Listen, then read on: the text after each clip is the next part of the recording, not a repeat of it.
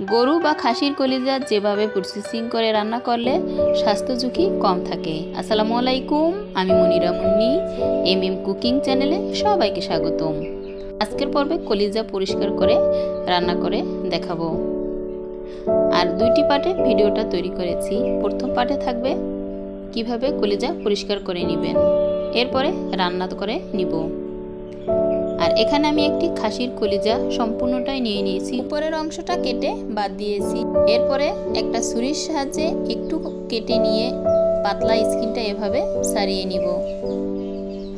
এক পাটের স্কিনের পাতলা অংশ ছাড়িয়ে নিয়েছি, এরকম একটা কালার চলে আসছে। সেম ভাবে আবারও একটু কেটে নিয়ে পাতলা স্কিনটা আবারও ছাড়িয়ে নিব। আর এভাবে পরিষ্কার করে রান্না করে নিলে রেসিপির কালারটা খুবই কালারফুল হবে। উপরের স্কিনটা ছাড়িয়ে নিলাম এক পাটের, অন্য পাটের স্কিনটাও ছাড়িয়ে নেব অফ ক্যামেরায়। আগে থেকে চুলায় পর্যাপ্ত পরিমাণ পানি অ্যাড করে নিয়ে পানি ফুটিয়ে নিয়েছি। ফুটান্ত পানিতে কলিজা অ্যাড করে দিব। আপনি চাইলে ছোট করে কেটেও নিতে পারেন। এবার সম্পূর্ণ কলিজা গরম পানির ভাপে 5 থেকে 7 মিনিট রেখে দিব। চুলার আঁচ মিডিয়াম টু লো আছে। এরই ফাঁকে একটা মশলা তৈরি করে নিব। জয়ত্রী, গোলমরিচ, লবঙ্গ, দারচিনি, জিরা ও ধনিয়া একত্রিত করে হালকা আঁচে ভেজে নিব। এরপরে পাটায় গুঁড়া করে নিব। যে যেখান থেকে আমার আজকের রেসিপি দেখছেন, আপনি যদি আমার চ্যানেলে আজ নতুন হয়ে থাকেন তবে চ্যানেলটা সাবস্ক্রাইব করে বেল আইকন অন করে রাখতে পারেন। এতে করে নিত্য নতুন ভিডিও সবার আগে আপনার কাছে পৌঁছে যেতে সাহায্য করবে। একটা লাইক ও কমেন্ট করে আপনার মূল্যবান মতামত জানিয়ে দিতে পারেন। এদিকে কলিজাটা সেদ্ধ হয়েছে। এখন একটা স্টিনারের সাহায্যে তুলে নিব। ঠান্ডা পানিতে পরিষ্কার করে নিব। পানিটা ঝরিয়ে নিয়ে ছোট করে কেটে নিব। সেদ্ধ করে নেওয়ার পর এরকম একটা কালার চলে আসবে। এবার মাঝখান থেকে কেটে ছোট ছোট টুকরো করে নিব। আর এভাবে ছোট ছোট টুকরো করে খাসি কিংবা গরুর কলিজা রান্না করলে বেশি স্বাদ হয়। এর থেকে সাইজটা আপনি একটু ছোটও করতে পারেন, কিংবা এর থেকে একটু বড় করে নিলে কিন্তু মশলাটা ভিতরে ভালো একটা প্রবেশ করে না, খেতেও বেশ ভালো লাগবে না। সবগুলোই আমি এভাবে কেটে নিয়েছি। এরপরে রান্নার জন্য চুলায় একটা প্যান বসিয়ে পর্যাপ্ত পরিমাণ সরিষার তেল, 1 কাপ পরিমাণ পেঁয়াজ কুচি হালকা আছে ভেজে নিব। 3 টুকরো দারচিনি, 4টি সাদা এলাচ ও 2টি তেজপাতা কেটে নিয়েছি।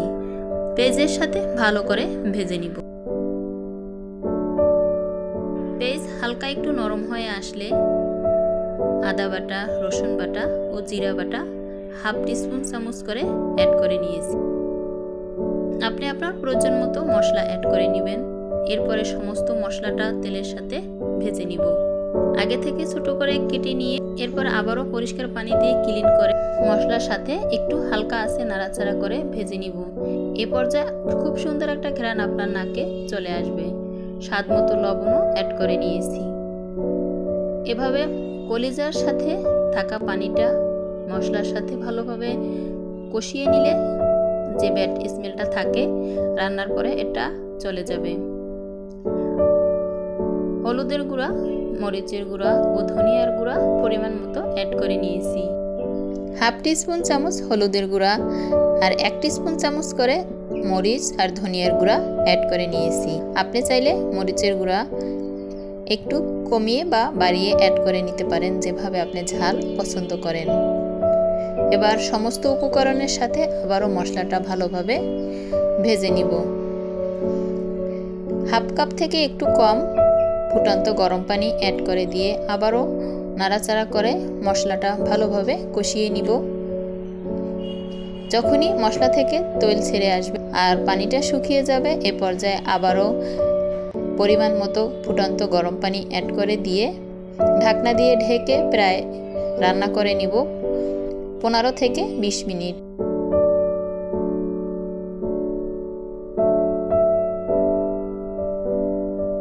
এরই মাঝে ঢাকনা তুলে আবারও 2টি কাঁচামরিচ মাঝখান থেকে কেটে অ্যাড করে নিব।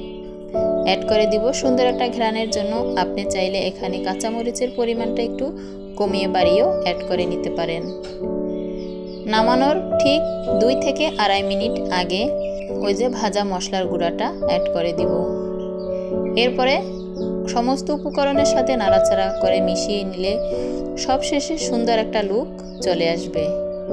এরপরে নামিয়ে নিয়ে আপনি গরম গরম ভাত, রুটি, পরাটার সাথে পরিবেশন করে নিতে পারবেন। যে যেখান থেকে দেখছেন ভালো থাকবেন, সুস্থ থাকবেন। আর সবাই এই ছোট্ট চ্যানেলটাকে সাপোর্ট করলে এগিয়ে যেতে সক্ষম হব। আল্লাহ হাফেজ।